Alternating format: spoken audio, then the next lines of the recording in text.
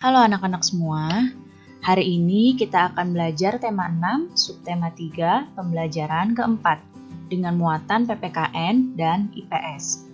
Baik anak-anak, sudah siap untuk belajar hari ini? Kalau sudah siap, mari kita mulai belajarnya. Pertama-tama kita akan membahas muatan PPKN. Sekarang perhatikan gambar-gambar yang ada di hadapan kalian ini. Nah, di sini ada 3 buah gambar. Yang pertama ada gambar sampah yang dibuang di tempatnya. Kemudian ada gambar yang kedua dan ketiga, ini warga yang tertib dalam berlalu lintas. Sekarang, bagaimana pendapatmu jika kamu berada di tempat dalam suasana seperti pada gambar ini? Ya, pasti semua orang menginginkan tempat yang bersih dan juga tertib. Tentu kita jika berada di tempat seperti ini yang bersih dan juga tertib akan merasa nyaman. Kebersihan dan ketertiban itu dapat tercipta jika masyarakat menjalankan peraturan dengan tanggung jawab. Setiap warga negara itu mempunyai tanggung jawab yang harus dilaksanakan sesuai perannya di dalam masyarakat. Salah satunya tanggung jawab yang bisa dilaksanakan oleh warga masyarakat adalah menjaga kebersihan dan juga ketertiban di lingkungannya.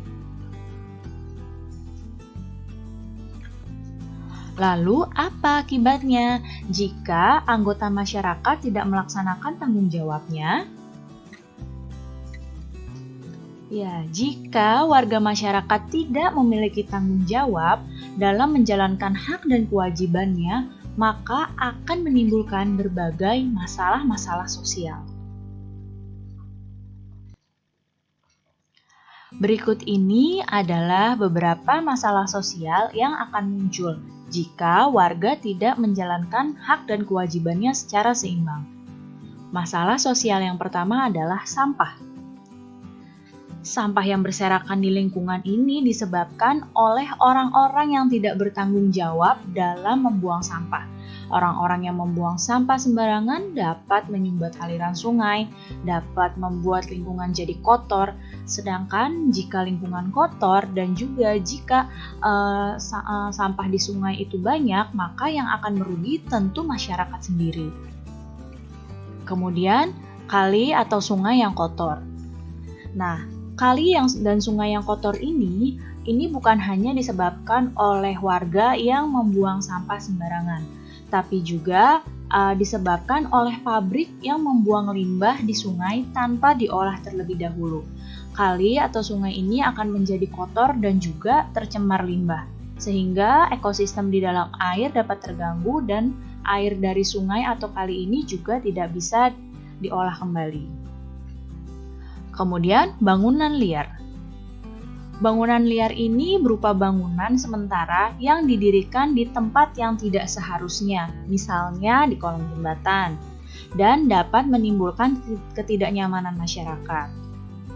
Kemudian, masalah sosial yang selanjutnya adalah kemacetan lalu lintas. Nah, salah satu penyebab kemacetan lalu lintas antara lain banyaknya pengguna jalan yang tidak melakukan kewajibannya untuk menaati aturan lalu lintas.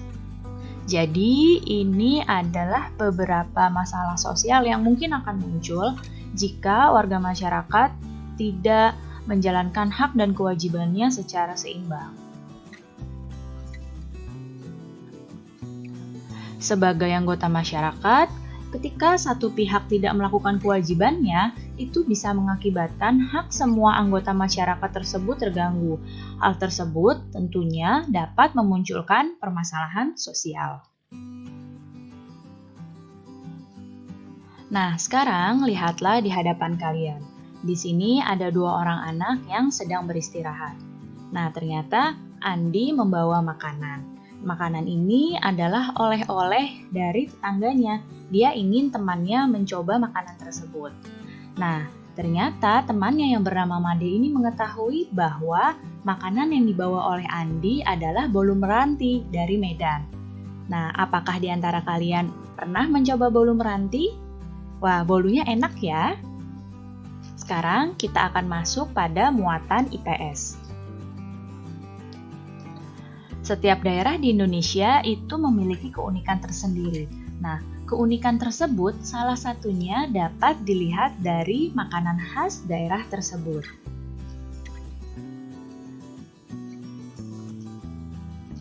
Berbagai usaha makanan khas suatu daerah dapat mendatangkan banyak keuntungan bagi masyarakatnya. Sebuah kota bisa menjadi terkenal karena makanan khas daerahnya.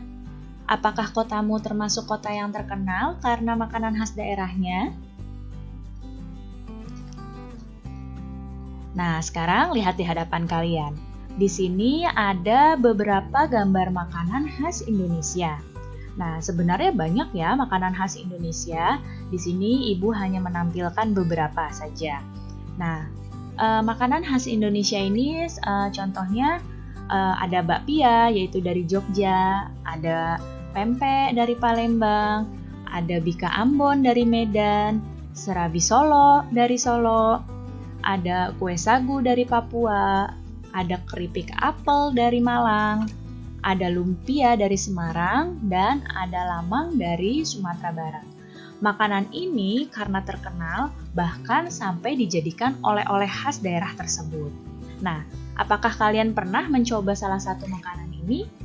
Nah, makanan-makanan ini tentu saja rasanya adalah rasa-rasa khas dari daerah tersebut dan tentu saja enak.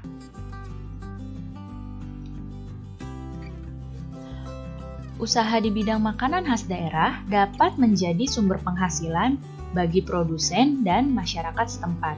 Hal tersebut merupakan bentuk upaya pembangunan sosial, budaya, dan juga ekonomi. Usaha-usaha tersebut juga dapat meningkatkan pendapatan daerah tersebut. Baik anak-anak, cukup sekian ya penjelasan Ibu kali ini. Mudah-mudahan kalian paham dan mengerti.